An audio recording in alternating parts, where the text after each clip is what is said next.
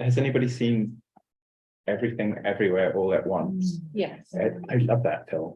And it definitely has that kind of vibe of layers and layers of the same thing happening with variations and variations. So perhaps this is actually an appropriate place to begin with the idea of everything. So we're talking about arts, we're talking about creativity. And one of the things that arts and humanistic perspectives can do is to allow us to reflect critically on those big framings of the everything that we do. So I'm really interested in the fact that some of the most kind of hopeful large framings, some of the kind of most exciting and generative large framings for all kinds of actions and activities seem to have the worst names, seem to have quite terrible, misleading names. Abolitionisms, the various abolitionisms that have been revitalized in the past couple decades are not just about making things stop, although they very much are about that, but they're also about building up new things. Degrowth discourse is not about just making certain metrics that have historically always gone up start to go down. It's also about nourishing and making the things that matter actually grow. Even climate change is maybe perhaps a misleading title. The fantastic and visionary Margaret Atwood suggests that it shouldn't be called climate change, it should be called everything change. And in the set of projects and publications and people whose kind of interleaving and intersecting interests will be on show today, I think we'll be able to see how those kind of connections play out. At the same time, if you drill into Margaret Atwood's dialogues and interviews and some of her writing about climate change, you will also find that you don't necessarily get the kind of standard IPCC line that the accepted science on climate change. You might find some kind of eccentric ideas in there, which points to another aspect of arts and creativity that interests me, that it actually sometimes might be deceptive, dangerous, that there might be risks as well as opportunities. So we're here today in the Sussex Humanities Lab, that's where we are, which is one of the University of Sussex flagship research programs exploring the intersection of technology and culture, and increasingly also the environment, using methods from creative practice, the arts and humanities, and engineering and informatics. And this event today is a collaboration with the Institute of Development Studies, and particularly the Pastries Project, which is a research program funded by the European Research Council, and it aims to look at the ways that pastoralists respond to uncertainty, applying such lessons from the margins to global challenges. So another theme of today is very much co-production, not just those kind of big framings and how those big framings might be critically interrogated, might be creatively and imaginatively interrogated, but also when you go into a space, how do you meet the people in that space where they are? How do you listen in structured and generative and creative ways? And often arts practice might be part of that. And we'll be hearing from the Pastries Project in just a little bit. This is also a little bit of a kind of fringe event for next week. Next week, we're going to have an exhibition in this space, and it's going to be even more packed with SHL related stuff. So please do, people who are here and people on Zoom, if you can, come down to the lab. And especially on Friday, I wanted to highlight this event, SHL annual keynote, and it's going to have actual notes in actual keys. It's the Anthropocene in C major. And that's an ACCA, is that right? Yeah, okay. Fantastic. And I also wanted to mention the Sussex Sustainability Research Programme, who are involved in some of the projects that you'll see today, and the Sussex Sustainability Team, which we'll be hearing a lot about in just a minute. These went tiny when I moved from Google Slides to PowerPoint. That's interesting to know. It's perfectly fine though, because everything that's listed there is dotted around the room on these posters and at the back. And in particular, I'd like to highlight that this is a launch event of Vector Futures, and we've got a few copies of this special issue looking at applied science fiction looking at ways that arts and science fiction can be used to do things and change things in the world and to think about the future. So please do help yourself to a copy of one of those.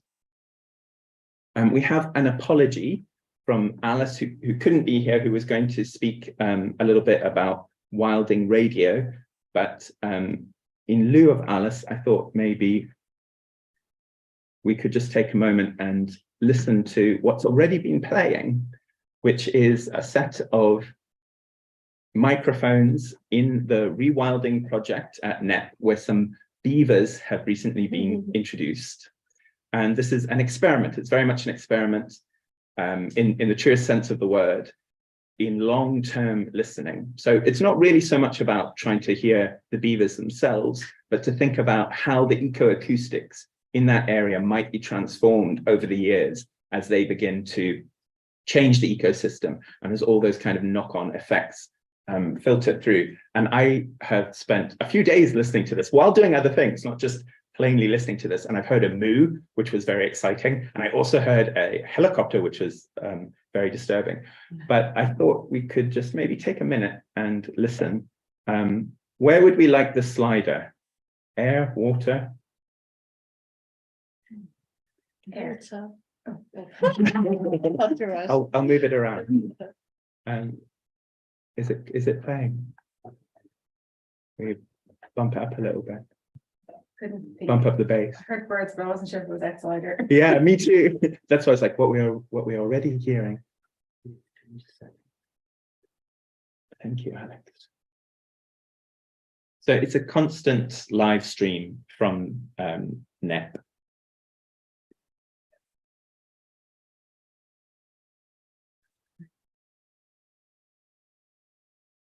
And let's just take a minute.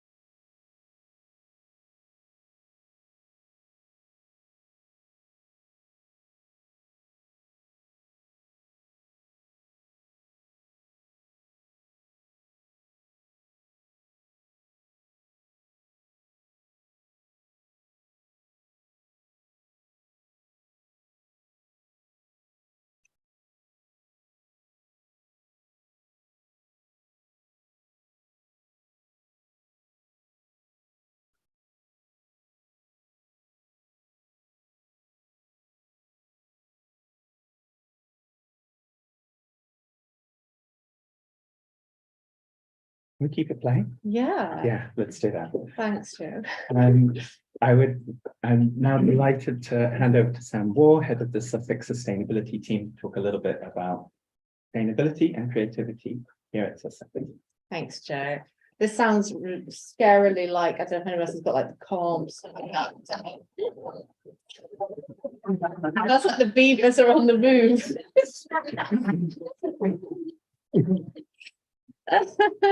Yeah, it sounds very like my relaxing sort of app for going to sleep. So hopefully I'll be awake long enough to talk to you. Yeah, so thanks for inviting me along. But for those of you who don't know me, I run the central team here at the university responsible for sustainability. So I've been here about 3 years, and what we did was we worked with the community to write the Sustainable Sussex strategy, which sets out our vision of being one of the most sustainable universities in the world. I'm not going to labour on this for ages, but just in case any of you don't know what we'll do, I'm just going to tell you very briefly what we do. So if you ever want to get in contact with us to collaborate, you've got a sense of what we cover. So there's 4 areas of the strategy. We've got civic leaders and partners, which is all around, actually, if I just missed the slide, wait a moment. Oh no.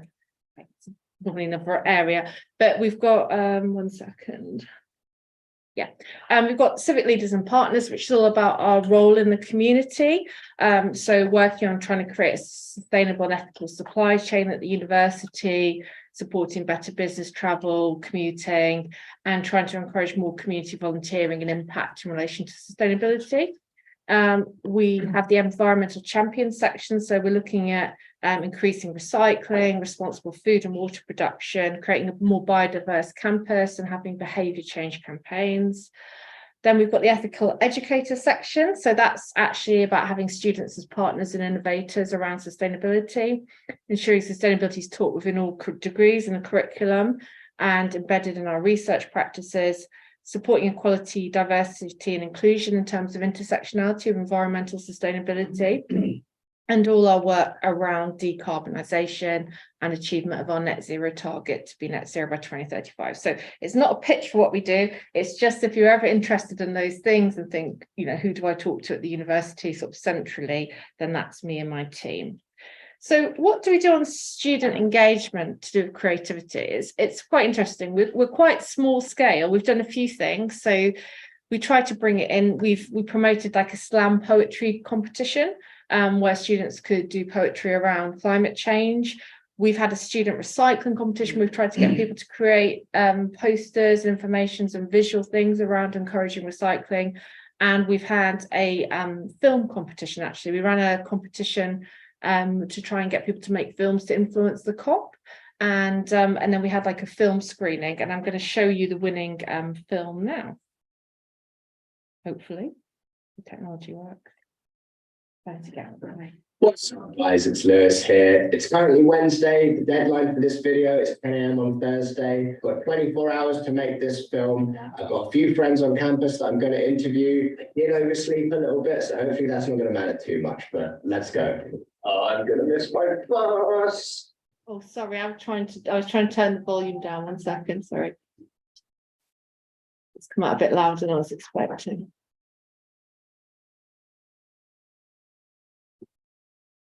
Guys, it's Lewis here. It's currently Wednesday. The deadline for this video is 10 AM on Thursday. I've got 24 hours to make this film. I've got a few friends on campus that I'm going to interview. I did oversleep a little bit, so hopefully that's not going to matter too much, but let's go. I'm going to miss my bus. Oh, come on, Nathan, now you promised me.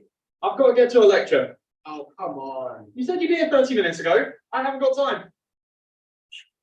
I do. You told me you would be here like an hour ago. Like, I'm late. I need to eat. I don't know. I feel like I can't really do it justice right now. We kind of did this on really short notice, so don't know really. So maybe a bit too much to drink and talking about such a subjects. We'll talk about it tomorrow, yeah? I really need to get to a lecture. Honestly, when's it go? Sorry, I really need to go. Oh, what?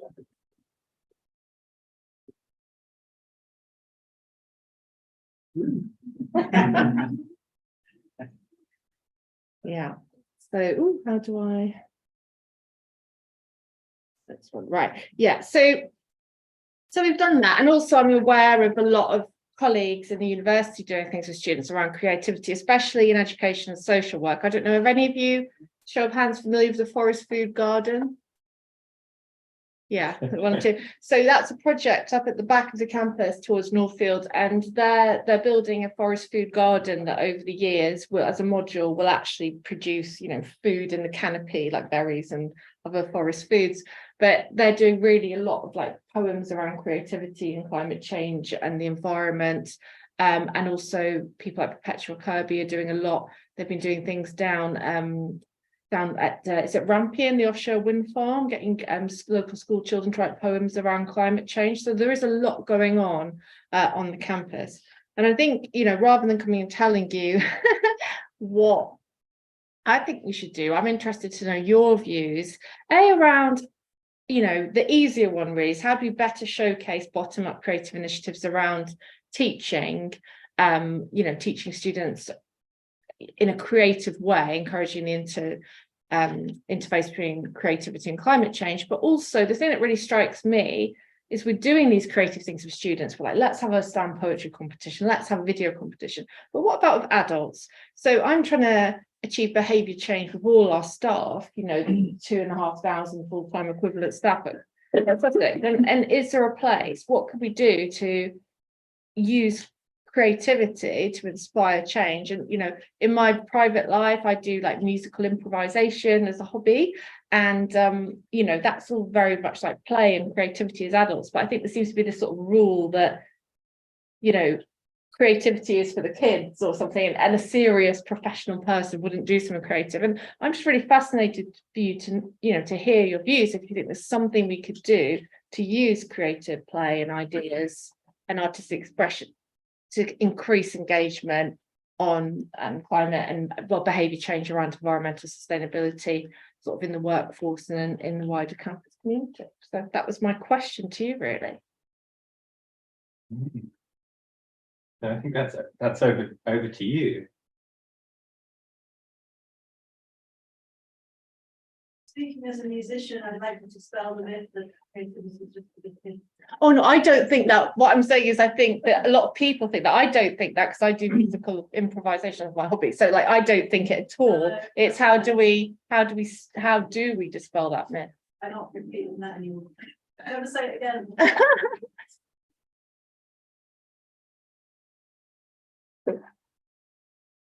I find it very interesting because when we think of adults, we think of them as literate, you know, ex-children maybe. But what happens when adults are illiterate? And I think you can deal with them like, I mean, current children, kind of. So creativity should be also target adults. Like I was thinking of old people in Morocco, and there's a program by the Ministry of religious affairs. So adult people go to the mosque to attend classes so that they can be versed in Arabic, how to write and read. Maybe creativity should also be involved in this. Yeah, it's not the children. It's Yeah. Fantastic, thank you. Anybody else? The work we're doing in education and social work, so we're developing these creative pedagogies. We often use the same pedagogy whether someone's 5 or 23.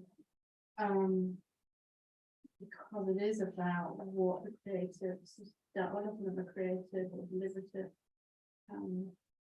So I think, you know, we could think about what we do with children as much, you know, in terms of what we do with our students in multiple ways. So I think there's vast scope there. I think this distinction as well between children and adults is really interesting because some of the work we draw on is about the need to be educational. Concern with sustainability is the need to be grown up, and that's got nothing to do with age or developmental stage, in that we all need to be grown up and sort of have a reality check. And the creative pedagogies or deliberative pedagogies are really about that chance to encounter the world as it is, you know, as in all its complexity, whether it's net or recycling, whatever it is, all the tensions and those. So I think it's great that you want to embrace that, and I think there's a scope to do that.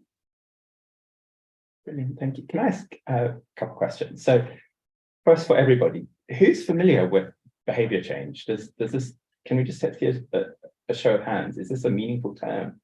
Or, I mean, right? So that's right, okay, interesting. About half the room, right?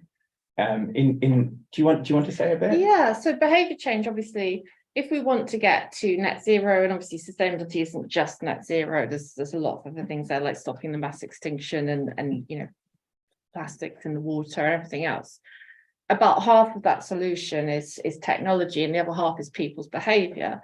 So behaviour change is obviously just trying to get people to change their behaviour in a positive way. So you know, using less energy, or cycling, or recycling, you know, those sorts of things, using less water, you know, having a keep cup. So, you know, it's not rocket science. Obviously, there is a lot of science behind it. We tend to use like the government's EAST framework from the Behavioural Science Unit, where they sort of focus on the fact the messaging is that things should be easy for people to do. It should be a social norm, and things like that. So you sort of say, oh, you know, be part of the group around you doing this, and emphasize how easy it is.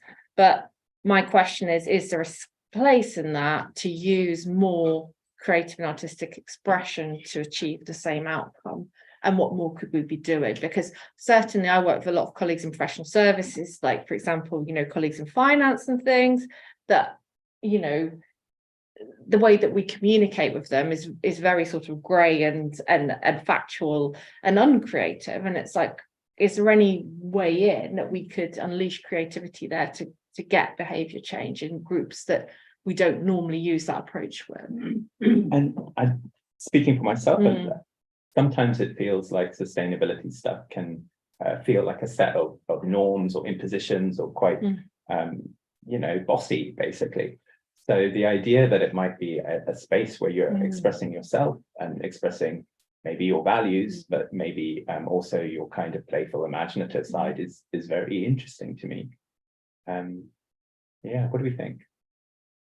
Well, I was just going to say about, so I went to Arte Cafe because I needed a drink, and they don't have like any cans, or it's all plastic. And We're changing that. but I'm thinking about the everyday decisions that you make, and the kind of, when you're on campus, you're in a space that you have limited choice, for example. But in thinking about creativity around these choices, like things that always speak to me, or, you know, you've seen them maybe on various beachfronts where they've used, I don't know, ocean plastic to have like a sculpture. So things like that could be, I don't know, like a visual thing like that on campus. Here's all the cups that we use in a year, you know, as a seagull. I don't know. I don't know if that's like thinking about the visual things, because I think they're the things that make an impact. Because often we think about, well, I'm just one person, and if I buy this bottle, well, it's only one bottle. But it's obviously the incremental thing. So seeing all that is visually. I mean, I like the idea of just having like a landfill right in front of Arts A. Yeah. Like, get rid of all the bins and just start stacking it all up. That's right. Yeah, they've got a waste house. They have a house built out of waste at Brighton University. Oh, for real? Yeah. Oh, wow. I mean, I think that there's also that very important point there about the systems that you operate in, and touching on making it easy. As I understand the kind of research into behaviour change, some of which has been done here at Sussex, Peter Newell and some other people have done some really interesting work on it. Education tends to get you so far, and then it's about, as you say, kind of social pressure or, you know, social norms around you. If you kind of hit those tipping points, how do you hit those tipping points where everybody that you kind of know and respect and admire is doing this stuff? That's really, really tricky. And maybe that's where it comes to the point about actually just changing those systems so that, you know, that you walk into one of our many fine eateries, and you have to go looking for the plastic, whereas right now it's the other way around. Oh, yeah, we're doing that. There's going to be an announcement very soon about the new catering contract, and I was on the evaluation team and writing one of the people involved in it, and we've put sustainability really aggressively in the contract. So you will see a step change in that. But I think on the behaviour change, I'll shut up in a moment, but there is an academic, she's not been here very long, less than a year, Anna Rabovich, and she in School of Psychology, and she's like the lead there now on environmental behaviour change, and it could be really exciting to try and get some sort of collaboration between MAR and psychology around this. And if anybody's got any ideas after this and go, oh, I've got a good idea, Sam, because like I could do something like ask all professional service staff to write a poem, you know, have a competition, but I don't think it would land very well. So if anybody has got any ideas about bridging the gap sort of corporately around how we can bring more sustainability into our education and behaviour change around the environment, do just drop me an email. It's easy to find me, Sam Waugh. Just look on the sustainability pages and you'll see me. So yes, so there you go. Thank you so much. Thanks. And please use the power of improvised musical comedy to make it happen. We want that. So next up we have Nathan, and then we will have a break.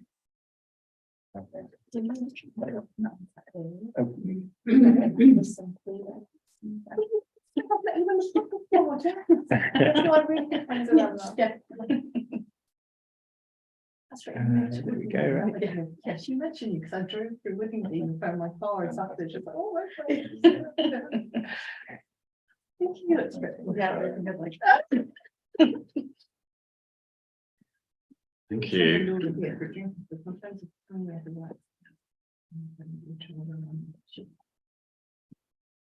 So thanks, Joe. So I'm Nathan. I work at the Institute of Development Studies. And I work for the Pastoralists project, which Joe mentioned earlier, which looks into pastoralism and uncertainty. So I'm going to share some things from that, some things about what we've been doing, and some thoughts on how what we're doing looks into communicating about a complex world, about complexity through creative methods, and kind of some of the lessons from that, some of the ways of doing it that we found of doing it. So so I want to talk about who gets to imagine the future and how this looks in the arena of food and land, and how research can reveal some of the questions and the plurality, of what food and land looks like. So it really doesn't look the same everywhere you go. And so I want to talk about how pastoral peoples think about uncertainties and what they do about them, and what we might be able to learn from that as well. So I work with the Pastoralist Project, which is short for Pastoralism, Uncertainty, Resilience, Global Lessons from the Margins. And the project aims to learn from and with people who herd animals over sometimes quite large open spaces in different settings like mountains, dry lands, rangelands, about how they respond to uncertainties. And those uncertainties could be climate change, they could be markets, new policies, new technologies, things like droughts and floods, and sometimes sort of multiple things coming at the same time. So it's a complex picture. So a lot of the time there isn't a clear idea of the likelihoods of different risks. So things like insurance often don't quite work. So the fixed structures that settled society uses sometimes don't match well with what pastoralists need. So pastoralists have to be flexible and adapt. They have to help each other out, and they have to have good networks and communicate, and they have to know and care about their animals. And they often move around from place to place, and in order to deal with variability and produce something reliable out of it. So the way they manage animals and land is often done collectively, according to quite specific rules and relationships. So they're experts at making use of variability to produce reliable food. So often in quite marginal environments. And the way they respond to uncertainty is often quite different from how mainstream policy thinks about it, which is often in terms of control and risk management. Pastoralists are very different. So, sorry, that last picture was this is a locust invasion. So this is somebody responding to that by basically trying to get rid of the locusts, and people have to club together to try and join in with each other to try and ward off the locusts when they come, because they eat everything. So the Pastoralist project has worked in 6 countries and has used visual methods, including with the participation of pastoralists themselves. So they used photography and video to explore and to tell stories about uncertainties. And these have been collected into an online exhibition, which has also toured a little bit as a physical exhibition. And there's also a set of printed newspapers. And I brought some copies along with me, so you can have a look, and I'll put them at the back at the end, so you can have a look at the printed versions as well. So some of the pictures were taken by a group of 6 doctoral researchers and people they worked with who were going along and taking photos with them. Others were taken through a process called photovoice, and that's involves a group of people taking their own photos. So in this case, of pastoralists, they present and discuss them and develop stories out of them. So they're taking photos of things that they think are important and are meaningful for them. And it's a guided process that pays attention to things like gender and age and other things that might make a difference to the way people see the world. So Shibaji Bose, my colleague who's going to be speaking later on, is developing a guide book about photo voice. And another colleague of ours, Rupa, is going to be making a photo book from the photos in the exhibition. So they're going to be out later this year. So that's just a sneak preview of kind of those things that are going to be available. So with some of the groups of pastoralists, what they were able to do, what the researchers were able to do afterwards, is to go back and look at them. They went back with the photos and the newspapers, and they discussed them and reflected on them. And they also shared the things that were taken in photos that were taken in the other parts of the world, so they could see, you know, what are other pastoralists doing, what's happening elsewhere. You know, this from kind of Tibet to Tunisia.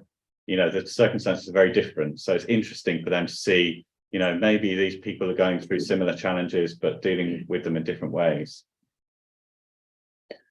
So what the photos and the stories, I think, show is the diversity of ways that pastoralists work and respond to uncertainty. And they also show different views of this, even from within the same community. So they kind of maybe encourage us to see the world a little bit as pastoralists might see it.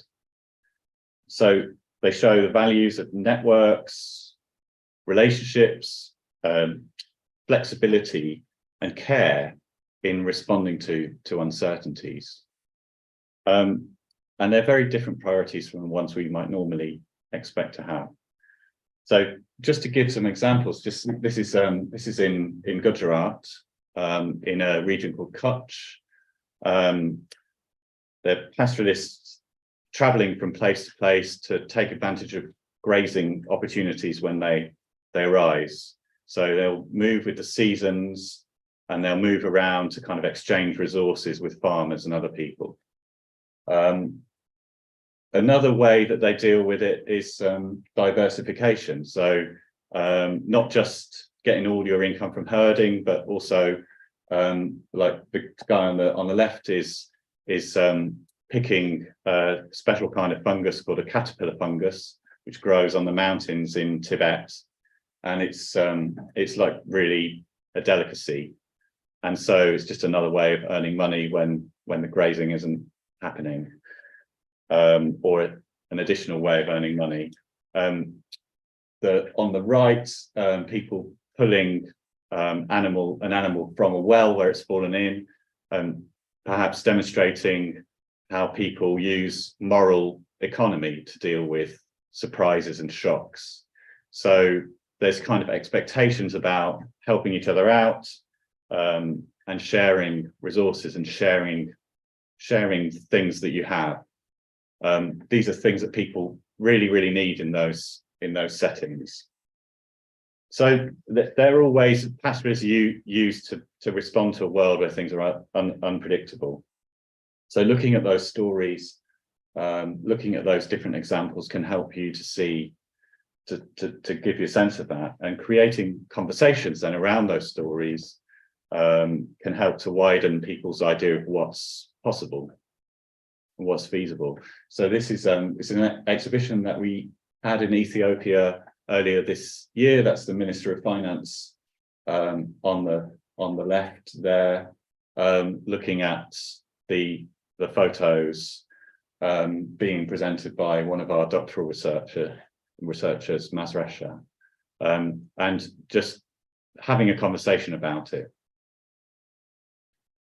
So we know that ecological problems are complex.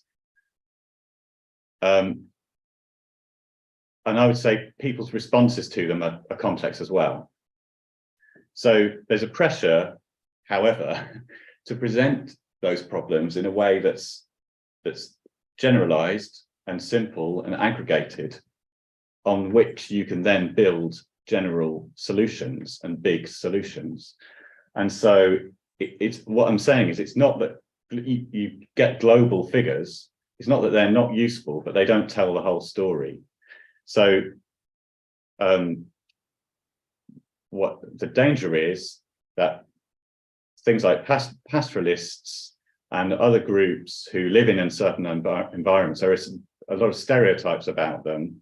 There are the stereotypes about them being backwards or primitive, and there are kind of romantic visions of, what should a wilderness look like? What should nature look like? Maybe a nature without pastoralists in it would be ideal, something wild and unspoilt.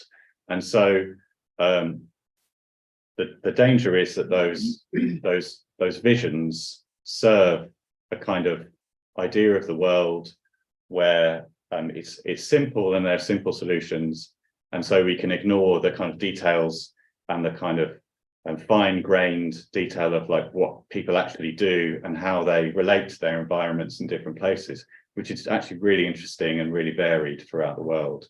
So that's what we're trying to communicate here. So while we might understand ecological problems as being global, we should be also paying attention to stories and the perspectives of people who are on the margins, who are doing different things on the front line of ecological problems, and responding to their uncertainties, making the most of variable conditions, making the most of really difficult circumstances, and maybe learn from them about how to respond to uncertainties as well. So applying those principles of care, relationships, flexibility, responsiveness to ecological problems. So this should give you an idea of how we've gone about it in the Pastoralist project.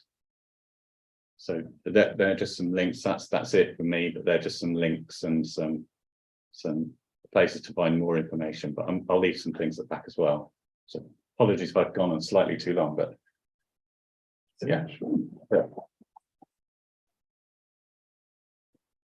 We have time for one or two questions if anybody wants to ask a question, have a burning question? If not, speak to Nathan in the next kind of 10 minutes. I would encourage you to have a look at the vector futures issues that are scattered around. So this is a publication that is partly funded by the Castries project. And it touches on some of these issues in its own special way, but it is also a collaboration with the British Science Fiction Association. So it's a bit of a weird, delightful mashup. You'll also find the kinds of things that Vector normally publishes in their reviews of science fiction, interest in the latest kind of generative AI. So have a look at that. And one of the co-editors is over there, Polina Levonton. Stephen Oram, I think, might be lurking on Zoom. And feel free to ask us any questions about that. But we will rejoin in about 10 minutes for the last two presentations.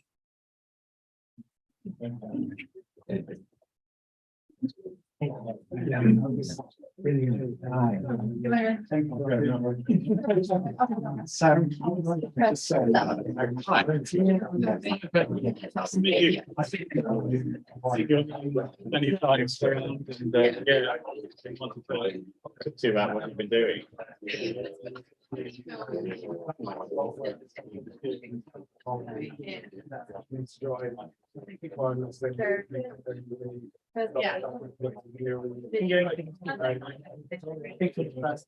Not really interested in this one. Me too. I can't recognize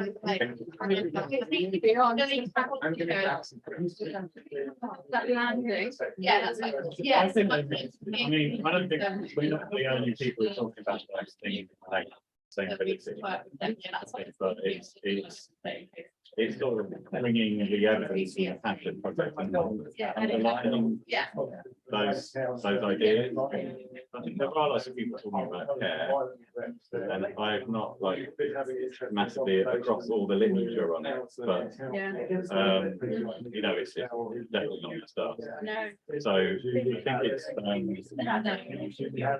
but I think there's a whole so there's a series of papers coming out. Most of them are but there will be a page where all these proper journals. Some of them are already featured on the publications page, but there's a lot there. But there is one article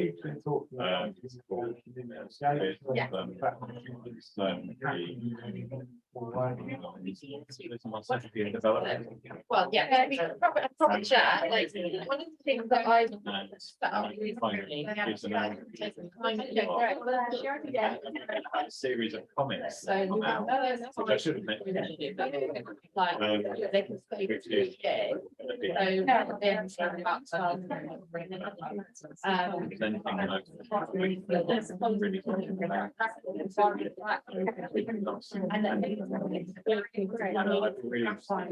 it sounds like Hi, Nathan. yeah. Hello, Yeah. is this Nathan? Can you hear me? Hi, Nathan. I am in the online. Yeah. Hello, hi Shibaji. Can you hear me? Yeah. So, My colleague yeah. is calling me from the. So I am there since Okay. the Wilding radio. I was here since I'm here since the Wilding radio presentation was going on. Oh, okay. So Shibaji, I think you're all meant to be talking in the second part. Second half. Yeah. Okay, these are a change in order. Yeah. Thanks. Thank you. I'm sorry. Pardon? That's okay. Thank you. Nathan, thanks. I would like to see. Great. Okay. And Wonderful. also, the film is dynamic range. And we growing actually get hand that over to us. It's great. Right.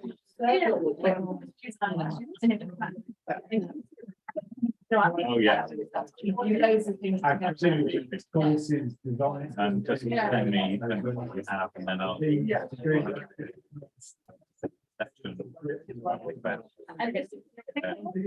Share it around as well. I think, I mean, I know that it's probably coming up as well, but there's.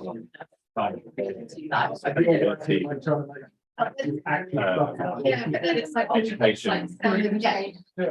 their idea. You know what I mean? It's like everyone's like ground. Creating resources. We ran out of point.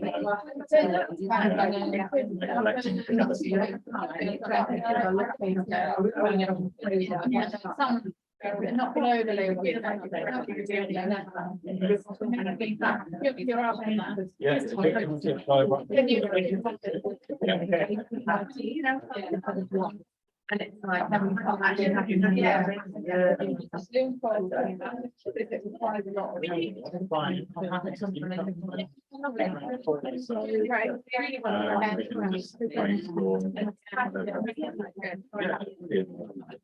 Yeah, very resources, so I'll have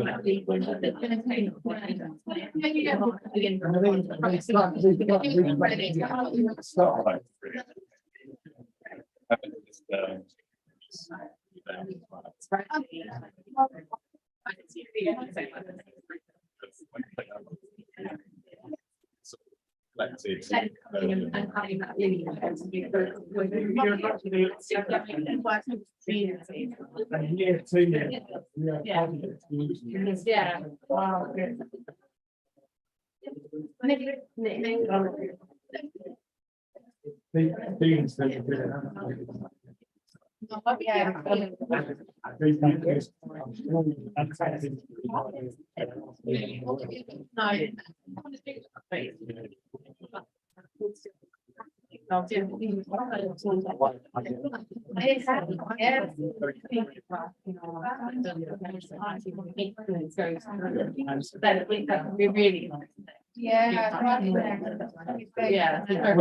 No, that's fine. I'm getting. Yes. As I say, works as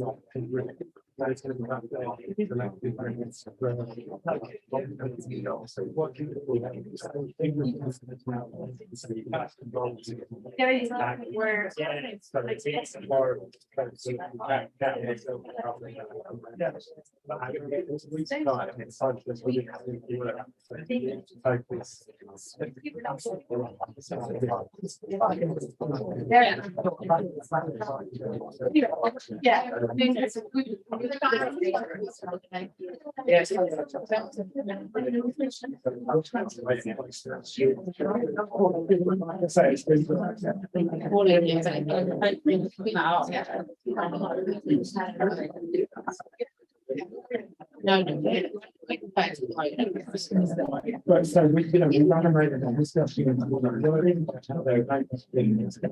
just some organisation. He's got in the system going. This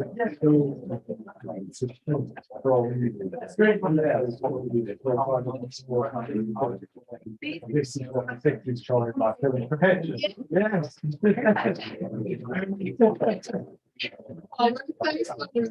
Sorry, we connect to the wireless.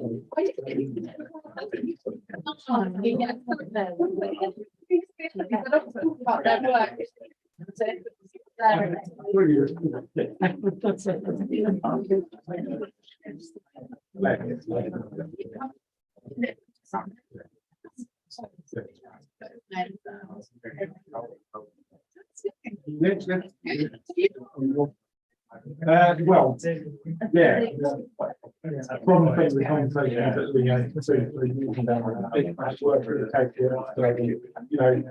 that was the shift that we after explaining that we managed to It's a really good.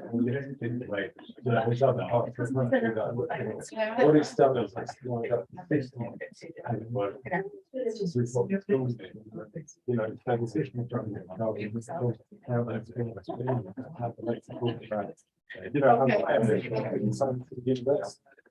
Thanks for coming. See you later. I don't have any staff or any budget. No, and now I've had a bit and then I'm going to. Hello. Yeah, how are you? I'm afraid it's not functioning at this point. It's gonna be the new. About this. Yeah. Well, there's two of them as well, though. There's that one, which is mainly perpetual, and then there's the other one, which I don't know if I did pay about. Yeah. Oops. But yeah. And they're Engaging. in a way they should be one. But, I was so impressed by what you did. Katrina, like, there's a lot involved with doing it, I realise. On the time, yeah. But I thought you were reading like we'd be able to use this as some perspectives against to work on the time by your case is not very good. It works. You get that. Yeah. Can you make the thing at the bottom bigger? The next page there. Can you? And I haven't started. Yeah, I should mention this now, but I haven't like started really promoting it. Think about it, that's brilliant. It's just been amazing. Right? And they practice first. Because I work actually there and change inside. That's my equivalent actually in Berkeley. Make it like a university press, right? So it's university press. Right, they're doing people think Oh, whoops, yeah, I never needed to get that. I'm so glad you're speaking. I love it. And will there at some point be a physical? Because that is interesting. Yeah.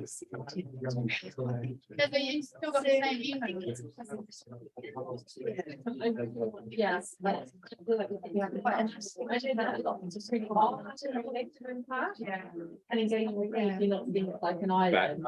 But that's when your cover is blown. So yeah. I mean, build up the number of times. Yeah. And you can get a bit of a brand. Yeah, and you should keep talking to Sam Waugh as well about what he's doing, because he's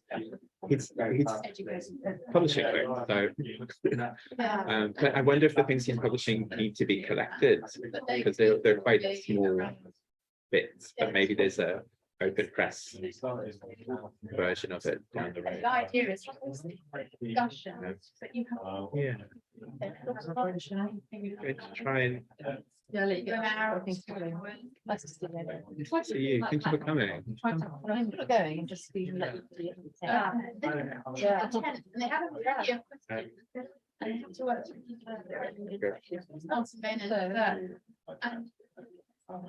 Yes. The other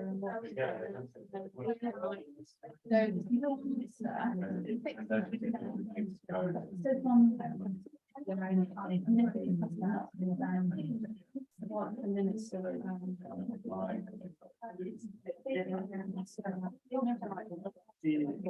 it's got a limit. Yeah, it's got a limit, but what is it?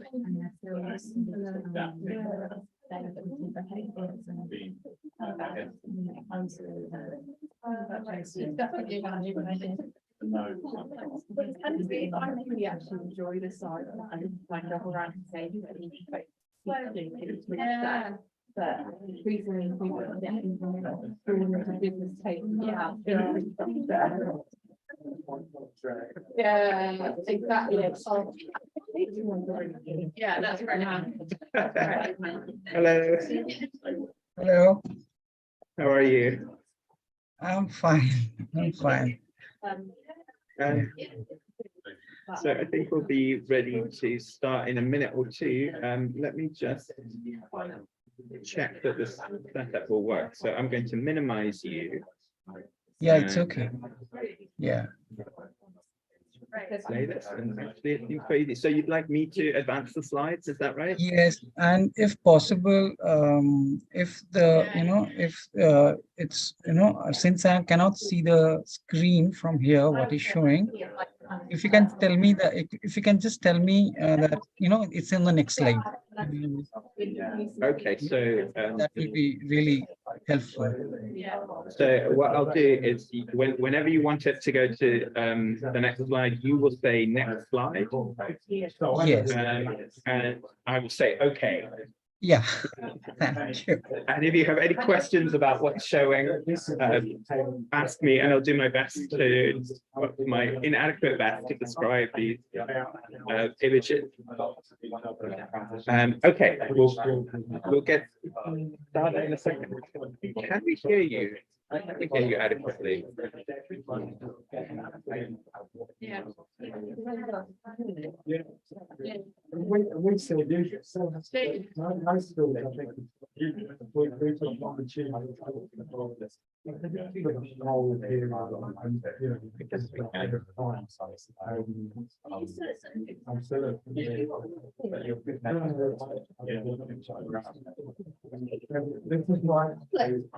This is my. Okay, folks, if we could come together. That's like you're working here, but those are.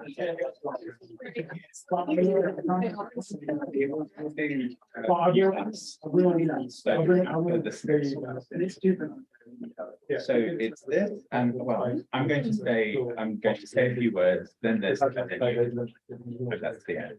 So you are the headliner. Right. And then you have to introduce yourself. Yeah, happy, and I'll speak to you. Perfect. Thank you.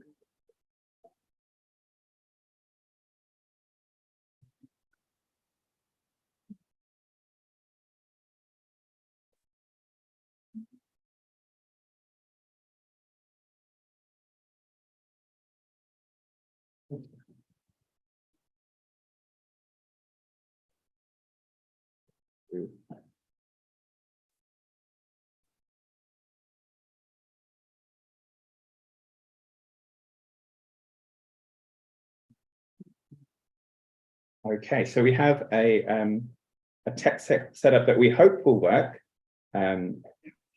addressing limited bandwidth capacity. But I'm very, very happy to introduce Shibaji Bose from the Pastries Project. Would you like to take it away? Yeah. Thank you, Joseph. I'm a creative and visual methods researcher, and my work draws on long-term visual ethnography and participatory visual action research in remote and climatically fragile zones. And so today, what I will do is, if you see I will going to reflect on and share my experience of embedding visual co-production techniques, which were used to unpack the multidimensional experiences through ideas, projects like pastors, and tapestry, and anticipate on climate change and uncertainty. So in each of the study sites across the projects, the visual material complemented other research tools, such as interviews or surveys, and it helped to open up discussions, providing an opportunity to articulate local conceptualizations of uncertainty. The conversations around uncertainty can often veer into murky abstractions, or a point alluded to by Nathan, but photographs help to ground the discussions in lived experience. The following slides offer some brief examples of how photographs encourage debate about understandings of uncertainty across the sites. The picture that you see in the title slide was taken by a youth pastoralist in Amdo, Tibet, China, to communicate his idea of uncertainty. Next slide, please. Okay. Yeah, thank you. So I begin with the reflections from photo voice. What you see are different settings and people through the photo voice process. In the remote communities who are actually touching a camera for the first time, or some of them a smartphone for the first time. And so I will begin this with the reflections where the voice through these photos that the communities had taken and narratives are derived from knowledges built from shared experiences of them who bears the brunt of the climate change. Now, these stories not only aim or predict change, but can understand, reimagine, and transform reality. So in this marginal landscape, the participants of Photo Voice, the locals, youth, men and women, pastoralists, fishers, islanders, farmers, they, by flipping the gaze, by seeing it through their lens, they weave their stories of uncertainty and hope and share their worldview. These photos and narratives synthesize local experience and organize a shared collective analysis of the relationship between problems, uncertainties, and their causes. This provides a scope for co-creation of knowledge. Next slide, please. Okay. Yeah, so if you see, these are some of the pictures that came through visual methods with emphasis on photo voice. On the top left, as Nathan was talking about the locust plague that arrived in Borona in Ethiopia in 2020. Now, by taking the shots, one pastoralist had responded that when we attempted to flee a bofa snake, which is less deadly, we are met with booty, the most poisonous snake. Now, photos of locust swarms provided a focus for discussion around the meaning of uncertainty. So in the Borona pastoralist communities of southern Ethiopia, pastoralists explain that many terms are used to express uncertainty, including like not known or unknown, limited knowledge, not knowing the likelihood, and unexpected. The top right photo is from Kukunura, sacred lake on the Kingaif Plateau in Amdo, Tibet. So in 2016, the lake began expanding, subsuming the winter pasture of many pastoralists. So the Uncle Labe in the picture explained when describing the photo, showing that is my winter house that he was, looking at. We spent most of our time, which is now underwater.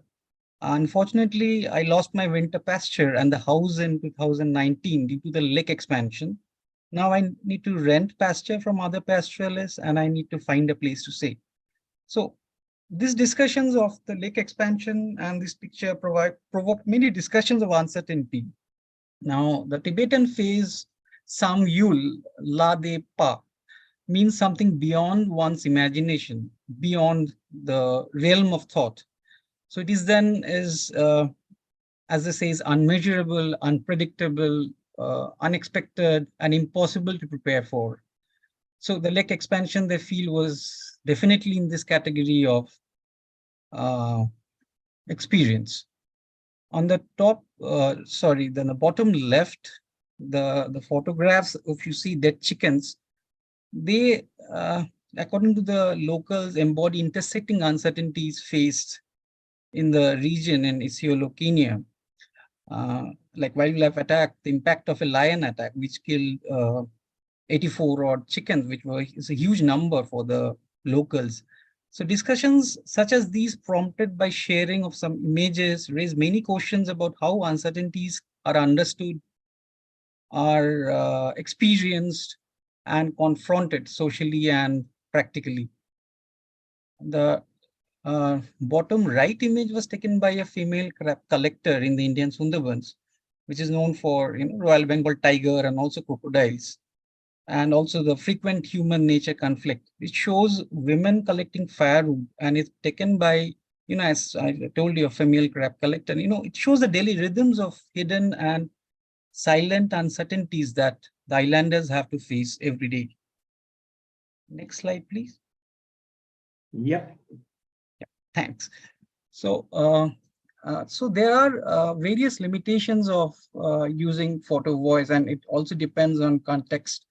it also depends upon the audience, and also depends upon, times like COVID lockdown, in which, pastors and other projects had to face.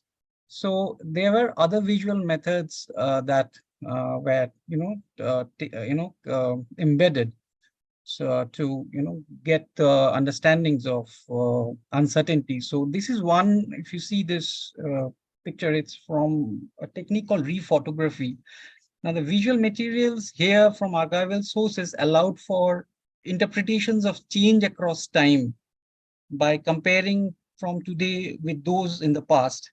Now, this proved to be a unique way of understanding the changes in pastoral space, identity, and the sense of place, along with evolving dynamics of uncertainty. In this picture, like taken in Kenya, for example, now photographs of a water pan was taken, 45 years apart were compared, like left and right. Though both are in, we had to, we put both of them in black and white to emphasize, other features. Now, the observed deterioration of the water pan, if you see, prompted a conversation around the lack of community solidarity and its implications. So when elders engaged in the discussion, they reflected on the need to mobilize a response to protect the shared resource. Next slide, please. Yes. Thank you. This is one of the another visual method which was used by Pastor's researcher, social media ethnography, in this case of the photovoice, Facebook groups. Now, pandemic-related travel restriction disrupted the fieldwork of most researchers. So, unable to carry out the photovoice exercises as initially conceived, this researcher and our pastor researcher in Tunisia observed images that proliferated in various pastoralist Facebook groups. Now, this remote ethnographic approach, actually helped shed light on diaspora networks and their sense of belonging. Across the sites, a collection of Facebook groups dedicated, in this case, to Duret in southern Tunisia. So in this case, the members post archival photos, maps, poetry, obituaries, and live video of sheep shearing and olive picking, and speak on their lived experience and memories. Next slide, please. Yes. Yeah, thank you. So this is a method called photo elicitation, which I'm sure many of you know, and it really had given us helped us in embedding the visual methods, and when in certain cases when photo voice and other methods didn't actually could not be embedded. Now, this pictures taken by, in this case, women farmers, pastoralists, and or by the researcher even, in this method, were able to draw reflections around themes that were not easily expressed. Now, this process uncovered subconscious and tacit knowledge of the unreliability and unpredictability of their setting. Now, this articulation of emotions became important because they allowed people to reflect on how perspectives has been subjugated for social and economic reasons.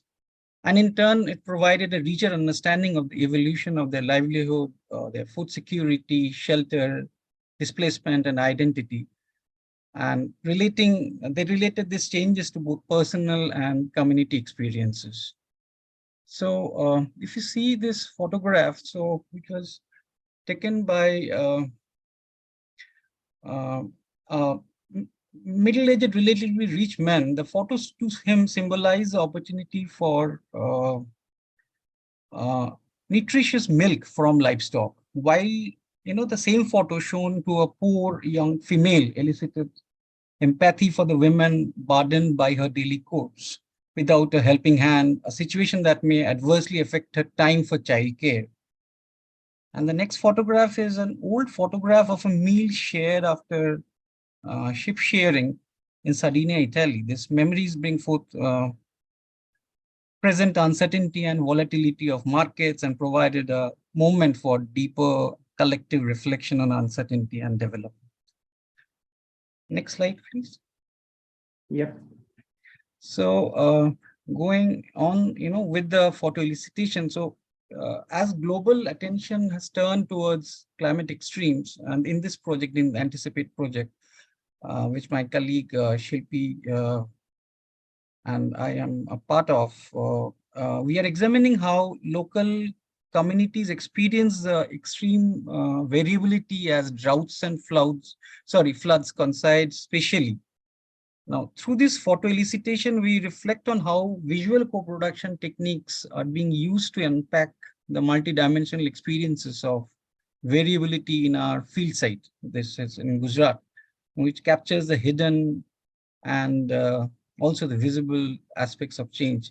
Now, this has helped us to critically engage with all social intersections, including gender, caste, class, age, and religion in the research site, and develop extended photo stories that reflect the daily lives of the local communities across the spectrum of weather variability, which includes heat waves, droughts, erratic patterns of rainfall experienced during the monsoon, and more recently in the winter and the spring season, causing havoc to the crops. This process brought out the juxtaposition. If you see the pictures of the drought on the top and left two pictures of the floods in an otherwise drought-prone region. Now, this process brought out the juxtaposition of climate extremes and the uncertainty faced by the communities of predominantly drought-prone areas, I was saying, and also the hidden and unpaid work that women has done in preparation and in preparing for extreme events. Next slide, please. Yeah. So, these are, the credits for this huge body of evidence, reflections, and where reflexivity is directly linked to action for climate justice and shaped by an understanding of history, culture, and local context. And so many people are involved in this co-creation. And it has indeed provided a co-creation of knowledge to support inclusion into policy in some cases, to systemize experience in other cases, and draw out priorities for socially just transformations in some of the research sites. And amidst this uncertainty, next slide, please. Yeah. So in these slides, in these two slides, amidst this uncertainty, the visual methods like children's art and sketches, as you see, this is very hopeful slide, also help to, reimagine a future and transform the landscape. And so you can see some of the drawings from, youth in Indian Sundarbans, and others from sketches from very small children or pastoralist children in Gujarat, India. So this is a hope amidst a crisis that was, that came out of this process. The last slide, please. Yes. Thank you. So what you see is amidst, as I said, this the uncertainty, and this is from by the Kohli fishers in Mumbai. And so they, along with the researchers, did placemaking by, forging knowledge of place through community participation with the use of, the visuals about their local perspectives and facilitating engagement with the rich local traditions and cultures. And it offers a robust scope for opening up of a democratic space for dialogue and debate among various climate actors. Thank you. Thank you very much. Yes, thank you. That was really wonderful. It was fantastic to get some of the nuance of those photographs, as well as hearing about the broader process. In the interest of time, I think we will need to move on to in a moment, our final presentation, which will have an element of performance, so I hear. And just before we do that, I'd like to mention one last time some of the publications and resources that this event is launching and relaunching. The BSFA Vector Futures issue, How Can Science Fiction and Speculative Storytelling Help Us to Anticipate Future Risks and to imagine and build better futures. 2 resource kits aimed at educators, the Media, Arts and Humanities Sustainability Educator Toolkit, and Creating with Uncertainty, Sustainable Education, Resources for a Changing World, coming soon. Both open press books, Sussex's own platform there. The Digital Humanities Climate Coalition Toolkit, with a long list of contributors, most recently Matthew McConkie. How can researchers and educators in the arts and humanities use digital technologies in responsible ways? Seeing Pastoralism, an online gallery of stories and images created by the Pastries Project. Wilding Radio, Kampala Yenka, a game of map making and world building created together with Ugandan youth for the environment, and created with science fiction writer Dilman Dilla, Polina Levonton, Morris Sebasubi, and a whole range of other collaborators and contributors, including the children themselves, the young people who played this game again and again and again and have shaped how it has developed. All the links to those fantastic publications and resources are in the email that you got associated with this event, and some of them will be on display next week in this space. But for now, I would love to invite Augusto to come and introduce himself and his work. Thank you, Joe.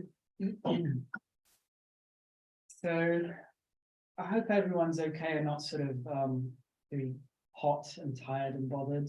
I'll try and sort of keep my contribution brief. I was wondering if it's possible to turn the screen off. Is that possible? Thanks, Joe. And I'm going to very briefly, first of all, introduce myself. So I'm from drama here at Sussex. I teach on the drama program. My colleague Lisa is here with me as well. And I work in 2 areas. The first is really around ecology, ecological theory, which is more of a speculative inquiry into how to write in ways that sort of decenter the human, or maybe invite us to think of ourselves as partly non-human, more than human. The other thing that I do is performance and performance making. And in the last 10 years, what I've been doing is actually going back to pretty much my teenage obsession, which was sleight of hand magic. So close up sleight of hand magic. And I've been mixing magic with a sort of deconstructive approach to theatre. Now, in my mind, magic and ecology have got nothing to do with each other. And I've sort of been treating them as very separate things. But today, sort of partly on Joe's invitation, I thought, let's see what happens if we try and bring them together a little bit. So what I'm going to show you first, it's about 5 minutes long. It's an extract of a work in progress of a performance of magic that I'm currently working on. It is close-up magic, which means that I'm going to ask you to move for 5 minutes. And what I think we could do is have a first row of people sitting at the front and a second row of people standing behind it. So if we can arrange ourselves, if some people can sit towards the front, you basically need to be able to see the table. Thanks. You trying to include? Yeah, close however you can. Please feel free to sit in the first row and come right up. You can scoot the chairs if that's there we go. You just need to be able to see here. And I apologize to the people online, you might not see very much. So I think that's all I needed to say. So I'll do this for 5 minutes and then maybe say a couple of things. So everyone ready? So I have 52 playing cards. 52 playing cards. Now the cards themselves are ordinary playing cards, but through sleight of hand, you can do seemingly impossible feats. The cards can travel, they can appear and disappear, and all of this to create the illusion of magic, enchantment and wonder. Although I do sometimes ask myself, just as I'm about to start, I do ask myself, what if I didn't do the magic trick? It's just a thought, really. You don't need to worry about it. So as I was saying, so cards, they can do extraordinary things. So what shall we start with? I know what. I'll just give these a few cuts and watch closely. Number 1. number 2, number 3, number 4.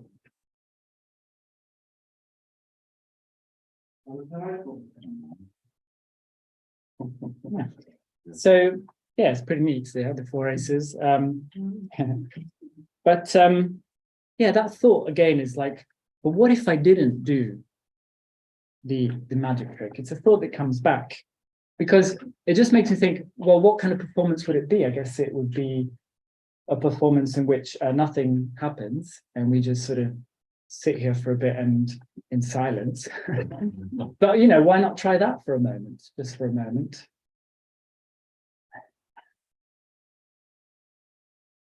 Yeah, it's kind of, it's sort of enchanting in its own way. Although I get the impression you're a bit more into the card magic. Yeah, no, which is fair enough. It's fair enough because it's what I promised. So presumably now you're expecting entertainment, not just sitting around doing nothing. So let's do yeah, so let's do some card magic. So what can we do? Oh, I know what we can do. Yeah, watch closely. Number 1. Number 2. Number 3. Number 4. So, oh yeah, thanks. So now that we have the 4 aces, what I can do is, well, we can take a few more cards and we can cover each ace with 3 cards. And then what we can do is cause each ace to travel around the table in a sort of mysterious and baffling way. Okay? So we could do that, or we could not do the magic trick, because hear me out. I was mentioning this to a friend of mine, this sort of dilemma, this question I have, whether to do the magic trick or not. And she's a poet, and she sent me this, where is it? She sent me this line by William Butler Yeats. I don't know if anyone, yeah, maybe you know it. And the line is, I don't know, it goes, the world is full of magic things. Yeah, so that's clear. The world is full of magic things. But then the second line, patiently awaiting for our senses to grow sharper. Yeah, so I guess it means the world is full of magic things already, in a sense, and these things are patiently waiting, which is very nice, things to be so patient, for our senses to grow sharper. So in a way to learn to see them as magical. Yeah. So I thought it was a great quote. It's not actually on my phone, it's turned off, but I just thought for the sake of the scene, it would work better. So I thanked my friend, I thanked my poet friend, if she's even real. And because it made me realize, oh yeah, maybe we don't need to do the magic trick in order to experience magic. All we need to do is learn to see the magic that's already here in everyday things. So let's try that for a moment. You know, what if we take this very table, yeah, that we've been ignoring, and it's been patiently waiting, maybe this table, for us to learn to see it as magical. So maybe let's just try that for. We have to, of course, do the Yeats. We have to, you know, sort of train our perception in a way to look at it. And maybe if we try that, so just look at the tables for a moment, you might experience a feeling of magic, like, oh, isn't it interesting how the table is here, like we're here? It's like, whoa. No? Okay.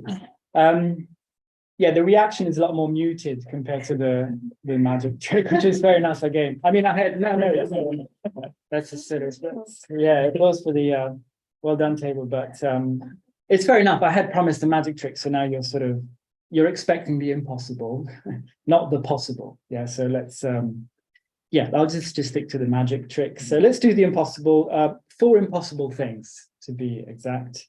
Here's number 1.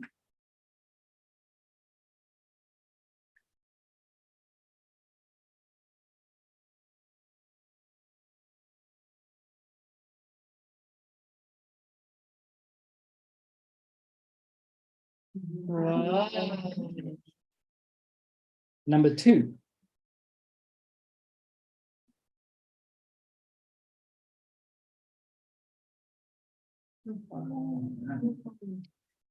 Number 3, my favorite, sandwiched in between.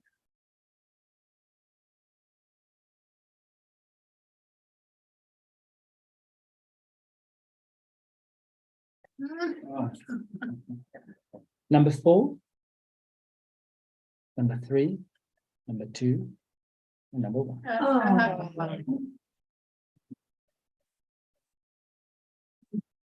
Great, that concludes the magic. So I don't know if we have time. Should we just stop there? Like, it's a hot day. I had a couple of ideas, but I'm really happy to sort of pause there. It is a hot day and none of our brains are working, but can you say one thing about it? Because Sure. it's so wonderful. Okay, thank you, Joe. Well, one thing, I'll try and say one thing. Yeah, I guess the thing I'm trying to do here, I guess, is partly to present a magic trick, but at the same time, I'm really interested in how you can do that in a way that invites audiences to, in a sense, question the performance itself. Now, magic does that anyhow, because you're always thinking, is that what's really happening? Is that, so there's always this questioning mode. But here I'm trying to get at like the idea that perhaps you might start to think, oh yeah, what is possible and what isn't possible? And what am I drawn to in terms of the magic trick? Where do I want to put my attention? Why is it not enough to just look at the table and go, wow, it's obviously a silly experiment. But so it puts the audience into a slightly more questioning state, a kind of philosophically questioning state. And I guess it draws attention. My interest in performance is partly about drawing attention to the very thing that we're in. So even before a content or a message that I want you to get, it's more about how performance can go a bit meta, can become about performance itself. And what I mean by that, it's not sort of a self-indulgent superior self-done zone, but more a sense of like, how can we sort of really investigate this moment that we're in right now? You, me, now, this. You, me, now, this. It's almost as if like performance or any kind of art form really becomes an investigation into the medium itself. And I think that kind of, questioning of the thing we're in, that opening up onto the reality that we're in my mind, relates to ecology. In my mind too, but while you were doing that, I was thinking a lot about degrowth, a lot about expectations, a lot about green growth versus degrowth, about why we have to keep doing things just because we expect the magic of the future, why we have to keep doing the impossible. It's absolutely so appropriate. So thank you so much. And if there are more questions, if you and or the table do not vanish in more impossibility, people can ask afterwards. But for now, I think let's call this fantastic day. Thank you so much, everybody.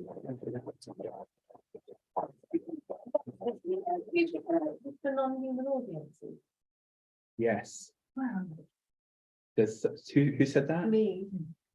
Say again. I was saying, do you guys do performances for non-human audiences? There's somebody who's interested in magic for non-human audiences, but I can't remember. Oh, is there? Sure, no. So, for example, the event is over now.